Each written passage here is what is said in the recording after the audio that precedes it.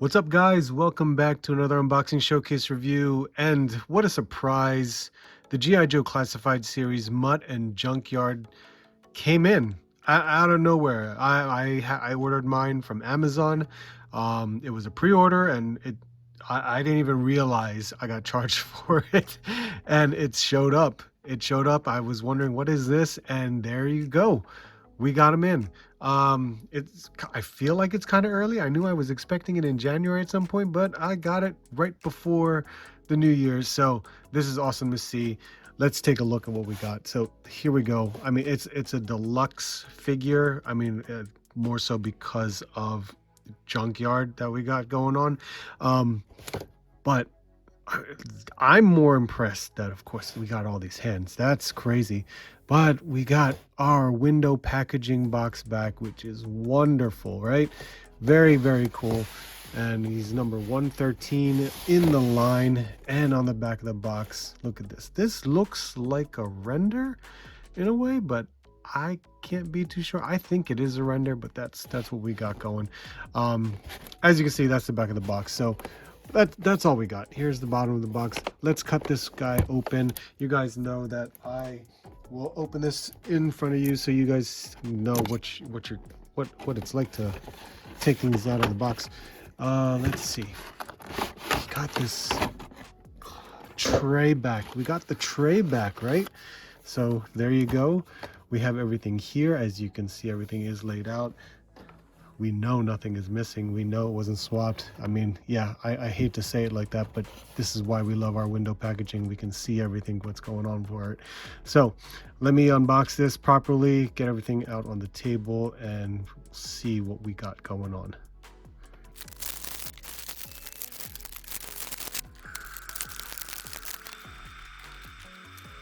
All right, guys, there we have them outside of the box. We got Mutt and Junkyard. We have quite a bit of accessories, considering we have more hands than usual, which is very, very weird to me, because I mean, when we think about G.I. Joe Classified series, there are just some figures where we don't even get an extra set of hands. So it's nice to see that. Accessory wise, I think it's still a nice offering. I think they could have added a whole lot more, but let's kind of go over the accessories so we can see what we got going.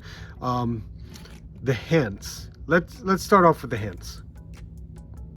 So of course, what is already attached on him, he's got the trigger finger hands right there. He's got one fist, or right fist, and on his left he's got like one, he's just pinching his fingers like so. I don't know what for. Maybe it's to hold something, but I guess it's just a gesture. It's just a gesturing hand.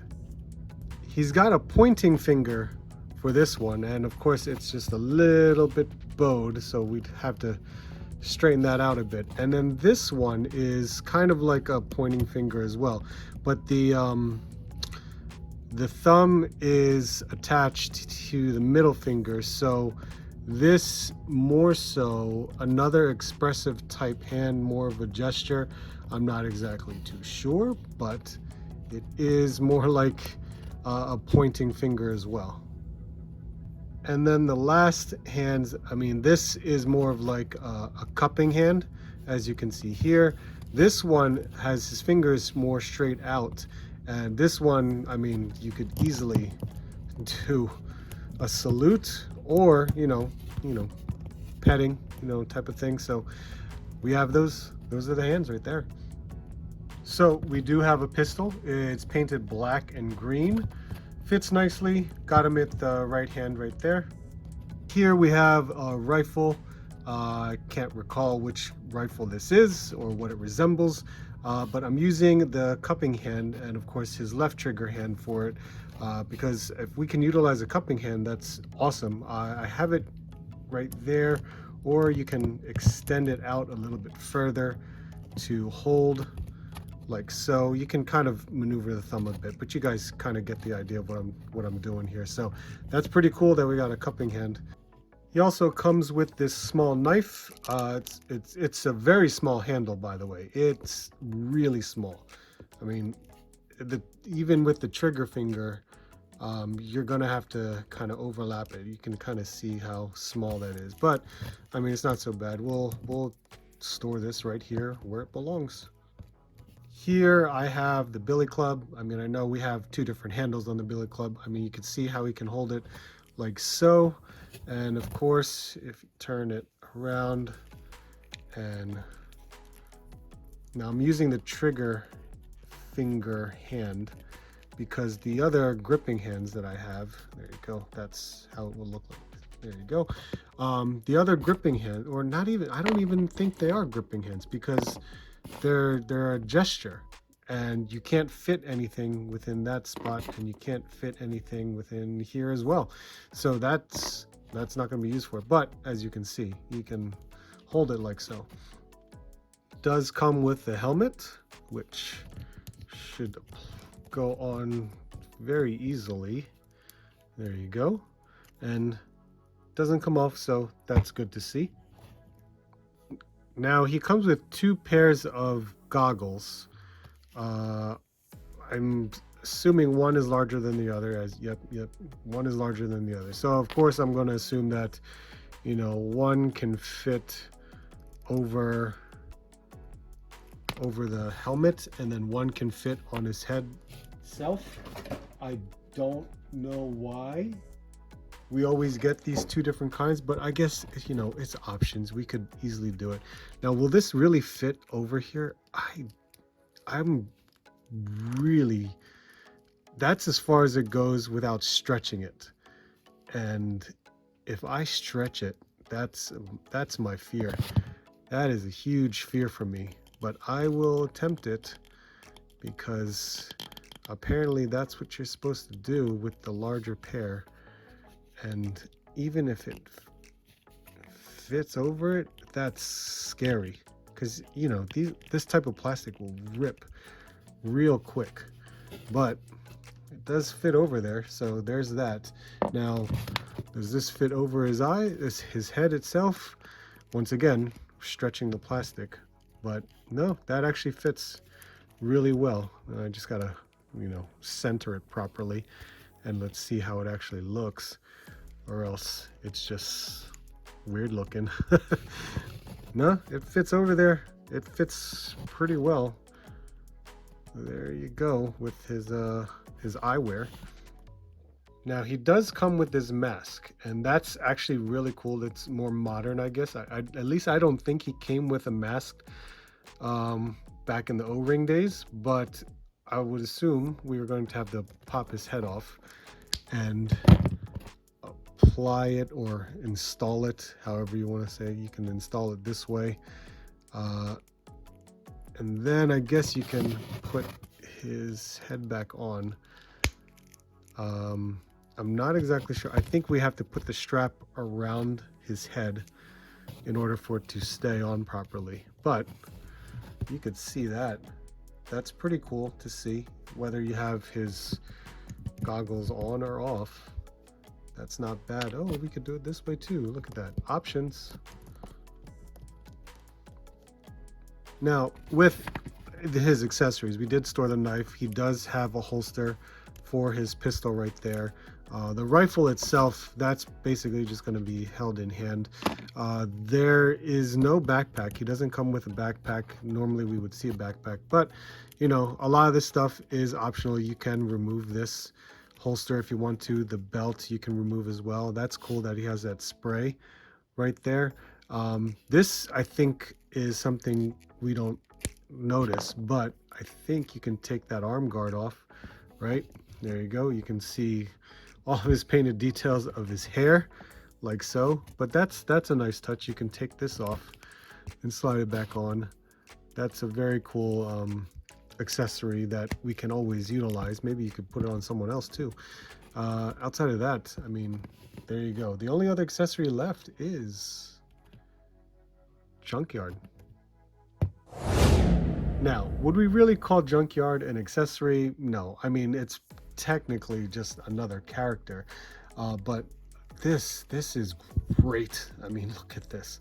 The last time we really got an animal I mean, Timber was really the other. I mean, Fiona was also the other. But look at this, and we have an additional head sculpt for Junkyard. Look at that. That's awesome. Two different styles that you can utilize for Junkyard here. Junkyard's got his vest on with a nice, you know, functioning handle. There is no real spot that, you know, you can detach this vest, so that's a shame. You would have to just basically pop off the legs in order to take this off to utilize, you know, Junkyard as just a regular dog, I guess, not a working dog. But there is quite a bit of articulation on this, and we'll go over that in a second. But this is a great looking dog. All right, let's go over some paint and sculpt, because I think they did a fairly good job with this figure. So taking a look at Mutt, this head sculpt, absolutely wonderful. Let's see if I can raise this up a bit so we can get him centered there. Mutt looks great. It is definitely an angry head sculpt, which is cool to see. I love to see this type of head sculpt. Of course, we will always want two different types, you know, one with emotion and one stoic. That would be more ideal. But look at the detail in that, because you can see the wrinkles in his face, everything that shows off this emotion in his face. That's awesome. Even with the gritting teeth, they did a great job with applying that deco on there. It looks awesome. And he's got the scars on his face as well. Very cool to see. There is a little bit of paint missing on his hair here on this side. It's not too bad, but you can see, you know, some paint application could have been, you know, a little bit more better. Look, even the neck. The neck also has a lot of the striations to show that anger in his face right there. This is I mean, the hair of the paint, that just throws me off. I mean, we saw it in his arm recently. It's on this side too. It's okay. It just doesn't look natural. I wouldn't care for it regardless, but yeah, what else can you do? The green colors in his uniform, it's always nice. We have this vest going on, got some reds in there and some blacks, which is nice to see. So they've got some variations of color, which helps, but the sculpt is incredible. Sculpt is really nice. Even the gold, it's got the metals and what I can assume is some sort of rounds over here. All the different, I mean, the sculpt on this is nicely done. So I really like that a lot. There's some very good attention to detail. Even in the padding here, you know, this is used for Junkyard as well, but you can see the wear and the damage in the gloves as well as in this this forearm right there. Same thing on this side with the gloves. Really nice. All the different details that you can see in his outfit. Of course, all the stress lines in the clothing, really cool to see. Of course, boots, nice to see that there's two different colors, so we got some black and some brown. Nice to see that. There's some buckles and sculpted straps, everything all in there. Even on the back of the figure, pockets and everything all sculpted there as well. So very nicely done on the paint and sculpt for Mutt. But then with Junkyard, wow, Junkyard looks great. The muscle definitions, even, you know, the sculpting in the fur, that looks incredible. And of course with the paint, the transition with the brown into the black, that is great as well. The face sculpts, same thing. Oh, dropped it right there. You can see in the face sculpts, man, that they did a great job. Incredible job. The snout, the teeth, the gums, the tongue, perfect. They did a great job. I love that. That is awesome. The paws, again, transitioning into the different colors. I wish they could have, you know, painted the nails. Painting the nails would have added a great touch, because it just looks like, you know, they just put on the feet and that's it, or the paws, I should say, and that's it. They would have done an excellent job if they painted the paws down there as well. Maybe I'll do that myself, but I'm just saying. Even on the vest is only two colors. It's a light green and a dark green, Wish they could have done a little bit more paint on there at the same time, because is this really green, or this would probably be more of like a black in my opinion. Even the buckles, paint the buckles, that would have been great. It is, you know, two-tone for, you know, showing off the differences, but yeah, you know, I'm just saying, that's just nitpicking right there. But the, oh, and the red collar with the silver, nice. With articulation, I think we've all come to expect, you know, the articulation that we get out of G.I. Joe. There is the neck joint, as well as the, I think it's a, what did I, when I popped it off? Okay, so it's a dumbbell joint. So it's a dumbbell joint. We get a lot of, you know, expression out of this, because we can definitely tilt very nicely left to right. Of course, looking up can only go so far, that far, and looking down that much. It's good to see that we get that neck movement, so that way we can turn. It does help with the emotion right there. Shoulder joint, of course, can go, wow, can go that high. That's really cool. And of course we have the bicep and the double jointed elbow, which is also pinless. I gotta just try, there you go, almost got it, there we go. So we got that going on. Same thing on this side as well. All the hands, you can turn the wrist, and they both have, depending upon the gesture of the hand, they will have a horizontal or vertical hinge. Most of the trigger finger hands have the vertical hinge, which is actually really cool. The has a ball waist, which we all love, or at least I love, for G.I. Joe Classified series. So you can go forward that far, you can go back that far. I feel like there is, oh, there is an ab crunch. So there is an ab crunch that really brings it back. And if I can really push forward, yeah, we can really push forward. So that's pretty cool. I like that. Awesome. That's awesome to see. Oh, that's not, I really raised up his arm right there. I didn't even realize it. They do have drop down hips. We have the upper thigh, and of course we got double jointed pinless knees. And I didn't test it. Well, there you go. There we go. Double jointed pinless knees. We have a boot rotation, and of course we can go back that far on the leg and forward on the foot. And of course we have the rocker as well. So yeah, I'm kind of like contorted the way I'm sitting right here, but this is the articulation that we know from G.I. Joe Classified. And articulation with Junkyard, definitely different, of course, from, but this is very cool. I definitely recommend heating up the figure first, which I did. So in the hind legs, of course, we have a joint at the knee. So watch that, just be careful, but you can get him to bend. And of course, right there. And then of course, at the paws as well. And the paws have a pivot too. So keep, that's awesome. That's really cool. And of course, right here at, I would consider it to be the elbow, and of course at the front here as well. And then the paws, same idea, has the pivot too. You can move the legs in and out like so. A little bit here on the front, but he does have, can maneuver that all the way forward like so. So that's pretty nice. And back too. So you can see how much or what kind of range you can get with him. He does have a neck joint here, or a collar joint, I should say. So that's cool to see. Here's the head movement. So I guess you can call it the neck, but you know, but that's where you can go looking up, looking, so you can only look down so far. Maybe it's just more so looking forward. Can't go down unless maybe if I maneuver the neck. Yeah, if you maneuver the neck down a bit, then he can kind of look straight. Yeah, so yeah, hey, that's still cool. Oh, he's got a torso part here, the lower torso.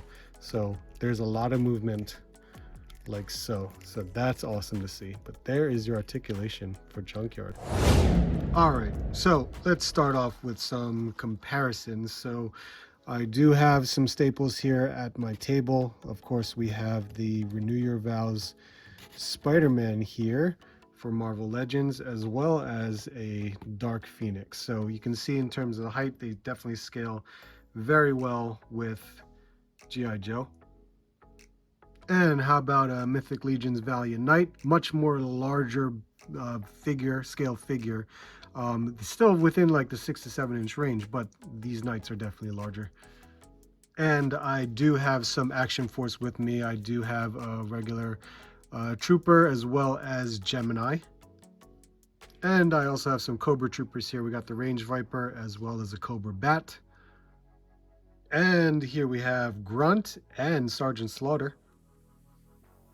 And of course, I had to bring out Snake Eyes as well as Timber, which, we had two different versions of Timber. So that's pretty cool. I think they scale very, very nicely together. Let's kind of put Junkyard and Timber together so we can see a better, just to see. So you can see that there is definitely a difference in size with the wolves. It's cool to see that though, right? It's definitely cool to see. I love having these animals in the collection as well, so that's awesome. That's very cool. They all have similar points of articulation too. Now granted, Timber has a tail versus Junkyard. We have the neck articulation, the head articulation, same thing that happens here. So it's just size, and I think the size works out very well, especially for a dog versus a wolf. Very cool to see it. All right, guys, there you have it. There we have Mutt and Junkyard. Great addition to my G.I. Joe Classified Series collection.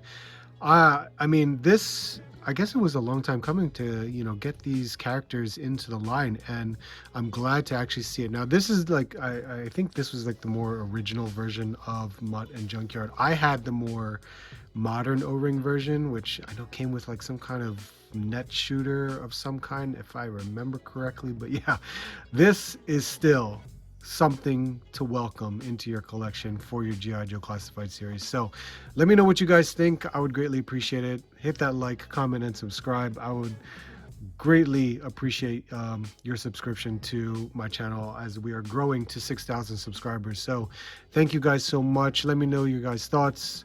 Hope to see you soon, and I hope to see you on the next hunt.